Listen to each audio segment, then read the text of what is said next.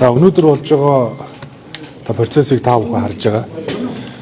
2019 онд үндсэн хуулийн нэмэлт өөрчлөлтийг баталсан. За би энэ нэмэлт өөрчлөлтийг батлагдсан их хурлын гишүүдийн нэг 2023 онд үндсэн хуулинд дахин нэмэлт өөрчлөлт орсон. Би бас энэ одоо үндсэн хуулийг баталдахад оролцсон.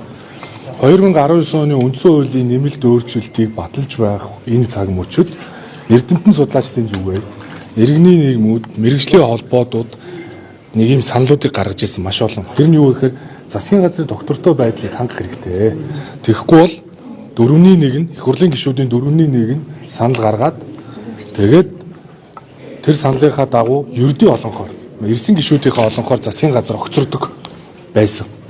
За үүнээс болоод 19 оны нэмэлт өөрчлөлтийнхаа 43-ийн чинь хэд вэ? Үндсэн хуулийн нэмэлт өөрчлөлтийн 43-ийн 1 дээр улсын их хурлын гишүүдийн 4-1-ээс доошгүй ерөнхий сайдыг огцруулах саналыг аль бие усаар тавих юм бол их хурл 3 хоногийн дараа хэлэлцээд 10 хоногийн дотор шийдвэрлэнэ.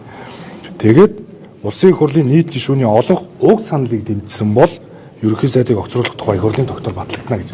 Уг санал гэдэг нь юу гэхээр их хурлын гишүүд 32 гишүүн 19-ийг зураад өнөөдөр өргөн мэдүүлэхдээ ерөнхий сайдыг огцруулъя гэж байна шүү дээ.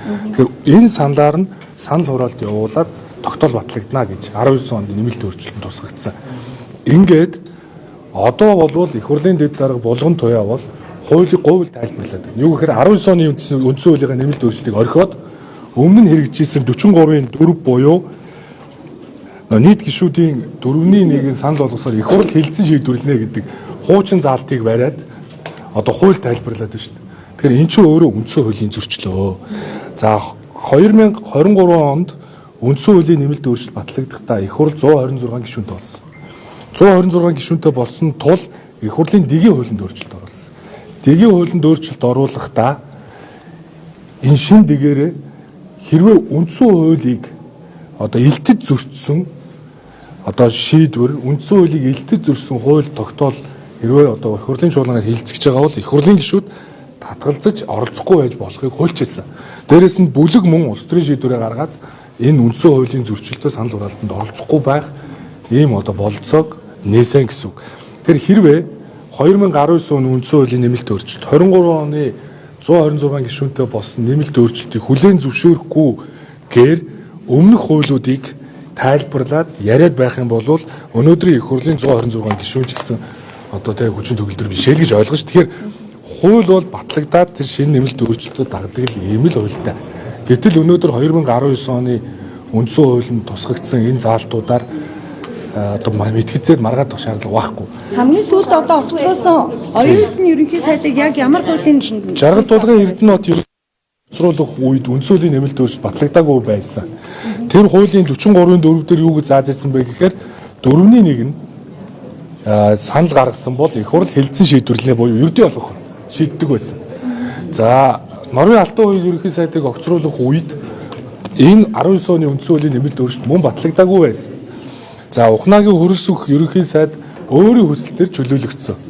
Нэгсэндээ өөрөө хүсэлтээ өгсөн гэсэн. Оюутны ерөнхий сайд итгэл үзүүлэх тогтоол оруулсан. Тэгэхээр энэ кейсүүд чи өөр. Тэгэхээр 2019 оны нэмэлт өөрчлөлтийг орхиод их хурлын эндэр дээрээс ингэж хамаагүй, замбраагүй ард түмнийг төөрөгдүүлж ярина гэдэг бол өөрөө тун хариуцлагагүй үйлдэл.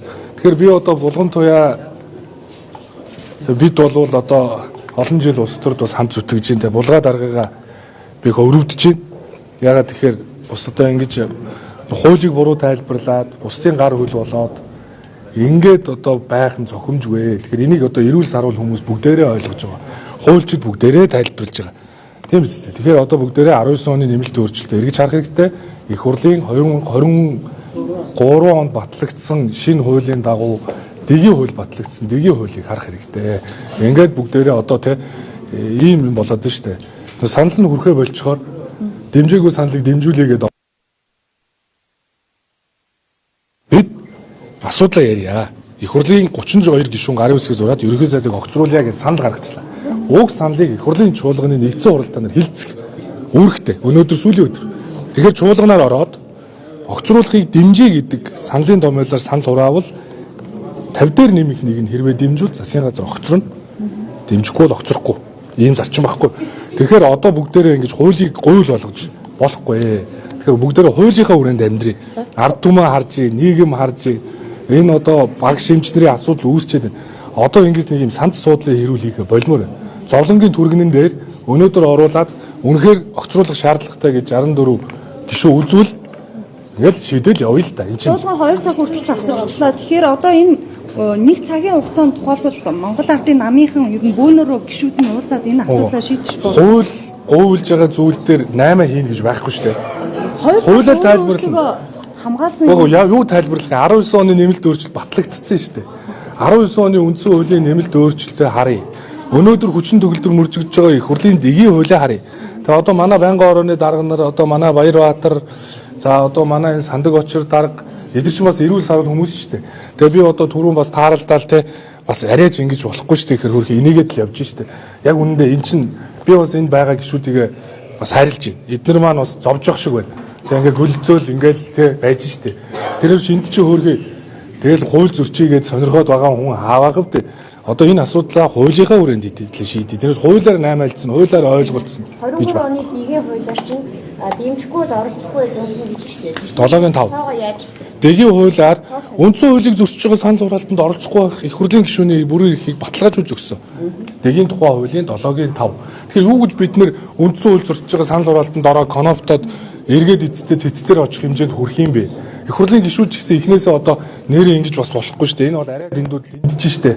Энэ ч хууль зөрчиж штэ гэж тайлбарлаж штэ. нарыг цэцэд өгнө гэж ойлгох юм уу? Уга одоо энэ хүн чинь Ингээд хууль энэ чинь Монголын олон хуульчид өмгөөлөгчнөр Монголын ард түмэн бүгдээрээ харж штэ. Энэ чинь одоо би бол жишээ нь өөрөө хуульч. Би энэ хоёр үндсэн хуулийг баталцахад оролцсон. Би арайч юм өвөөгүй үүдэл гаргахгүй байх гэж бодоод байж исэн. Гэтэл өнөөдөр ингээл нэг юм одоо чи хуулийнхаа дээр гიშгцэн. Тэгээ одоо манай Сандаг очир дарга маань бол те энэ чи бас их эрүүл сарвал хүн шүү дээ. Хөргө хэцүү байгаа. Та нар бас ойлгох хэрэгтэй. Янз бүрийн асуулт асууж тэгж хөөрийн нүрийг улаалгаад те энэ хүн маань бас өөрөө хөрхийн нөгөө телевизээр ярьчихгүй юу? Тийм байхгүй. Төрийн байгуулалтын санал хураалт бол ерөөсөө хамаагүй чуулганаараа хилцдэг ингээд манай Сандгаа дарга ч нөгөө өөрөө хөөлч хүн байхгүй.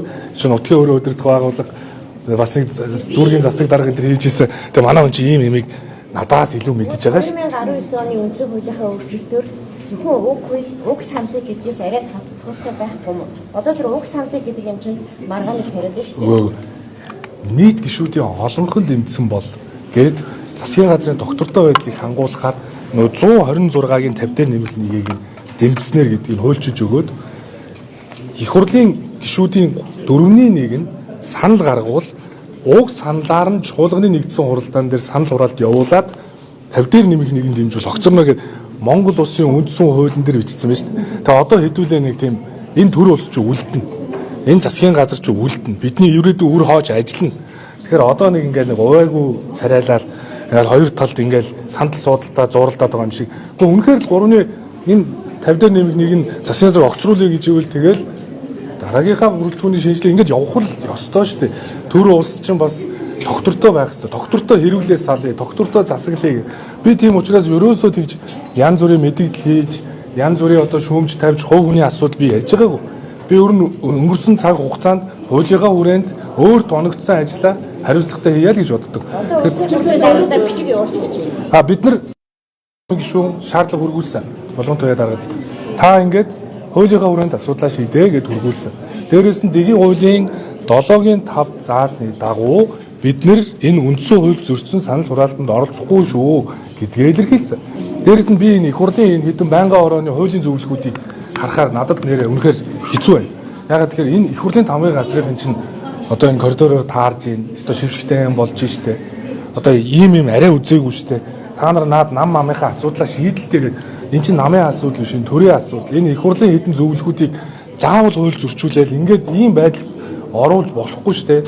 Тэгэхээр энэ 104 жилийн түүхтэй ардын нам бас нэрээ шившгтэй байдалд орж шүү. Өнөөдөр шийдэх хугацаа шүү дээ. Тэгээд шийдэж чадахгүй үндсэн хуулийн Гэхдээ одоо тэгэл маргааш 1 цаг 30 минут 2 янзаар цагийг тайлбарлаж явах шиг байна.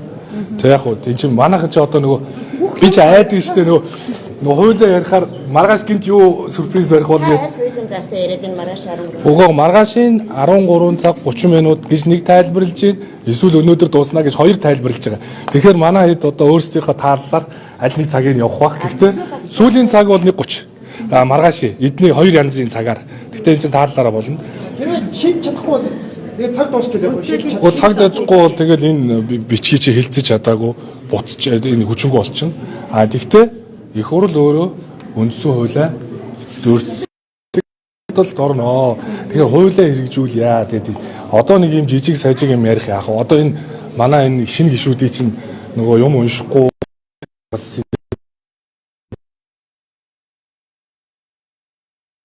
ухуулан синхруулээд тархийн угаагаад ингээд байгаа байхгүй. Тэгээ би болж өгвөл бас нэг ураад эднэр тайлбар хий гэхээр эднэр чинь ингээд нөгөө надтай уулзахаар нөгөө хэд нь хард чинь мард чинь ингээд аюу хүнд баг шиг байна шүү дээ хөрхий. Би бас ойлгож байгаа. Тийм учраас би эднэрийн чинь чаргуулдаггүй шүү дээ. Өөрөөсөө ингээд уучраа олог те. Би бас нэг энэ ардын намын залуучдын байгууллагын бас ерөнхийлж байсан хүн. Би энэ намынхаа одоо анхан шатны байгууллагаас 16 жил явлаа. Тийм учраас би бодлогоо дагдаг.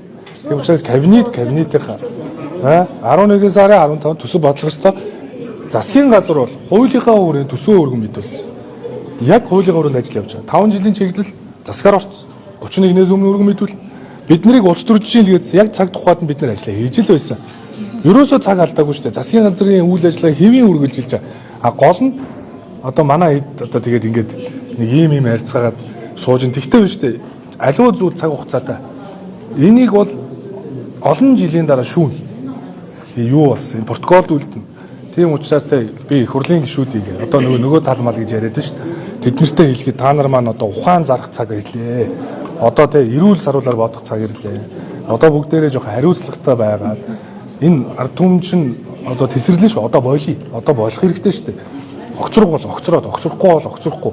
Ингээд хурдан шийдлээ гаргаад ингээд урагшламаар байна. Тийм учраас эвтэй бай гэж хичээлээ. Тэгвэл нэгэнт одоо хайр хөрсөн байна. Тэгсэн өнөөдөр өглөө гинт нөгөө биднийг огцруулахгүй гэж гарахаар нь жинхэнэ хайр юм уу гэсэн хуурамч хайр байсан биз дээ.